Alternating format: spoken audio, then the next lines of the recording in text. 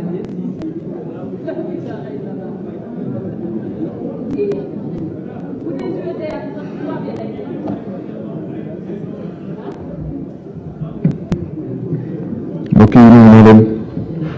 la première faute, Madame le ministre, se trouve dans le livre blanc du gouvernement du Sénégal sur les événements du mois de juin, à la page 4, article 324 du Code pénal, où on parle d'amende.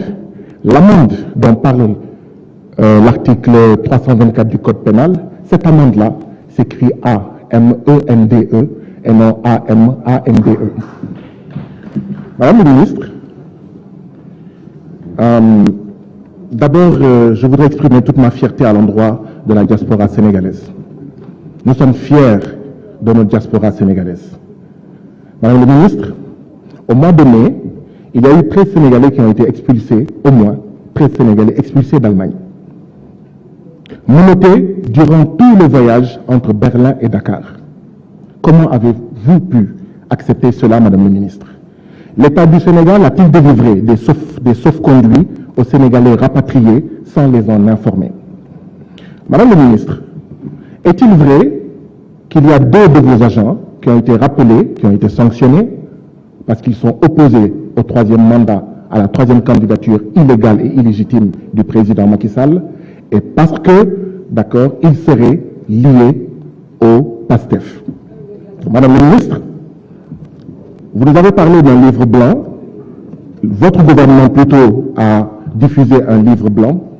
J'espère que dans ce livre blanc-là, qui aurait dû s'intituler « Livre d'un tyran », que vous y avez parlé de la séquestration du président Ousmane Sonko sans aucune base légale. Même les prisonniers reçoivent des visites. Depuis 2 semaines, Ousmane Sonko n'a reçu aucune visite. J'ai été emprisonné 6 fois par le président Macky Sall. Mais toutes les 6 fois, je recevais des visites. C'est-à-dire que Ousmane Sonko est traité pire qu'un prisonnier et c'est tout simplement inacceptable. Et le plus grave, c'est sans aucune base légale. Madame le ministre, j'espère que dans ce livre blanc, vous avez parlé également de ce Sénégal, mystérieux pays, où des candidats sont régulièrement empêchés de participer aux élections. Le plus scandaleux dans le scandale, c'est qu'on s'y habitue. Les Sénégalais refusent dorénavant de s'habituer au scandale consistant à éliminer illégalement, illégitimement, des candidats à l'élection présidentielle. Madame le ministre, j'espère que vous avez parlé dans ce livre blanc de bouclier humain, dont le plus jeune a 8 ans. Bouclier humain que nos forces de défense et de sécurité utilisent en violation flagrante des lois signées, des conventions signées par l'État du Sénégal. Justement, on est ici pour voter, mais on devrait se poser la question de savoir à quoi ça sert de voter si le Sénégal, qui signe des conventions internationales contre la torture et les traitements inhumains et dégradants, les foule allègrement aux pieds. Madame le ministre, avez-vous parlé dans ce livre blanc de la planification par le président Macky Sall de massacres de masse, avec l'achat par Macky Sall de machettes et d'armes à feu et le recrutement de nervis qui est devenu la principale activité de son fils? Je parle du fils du président Macky Sall.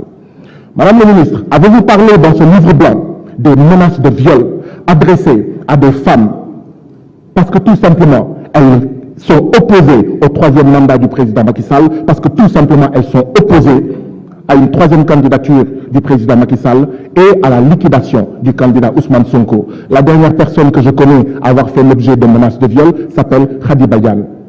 Madame le ministre, avez-vous parlé dans ce livre blanc qui devrait s'intituler encore une fois « Livre d'un tyran », d'achat d'armes par le palais présidentiel et par le ministre de l'Environnement. Et nous voyons aujourd'hui où sont passées les armes achetées avec les 45 milliards du ministère de l'Environnement.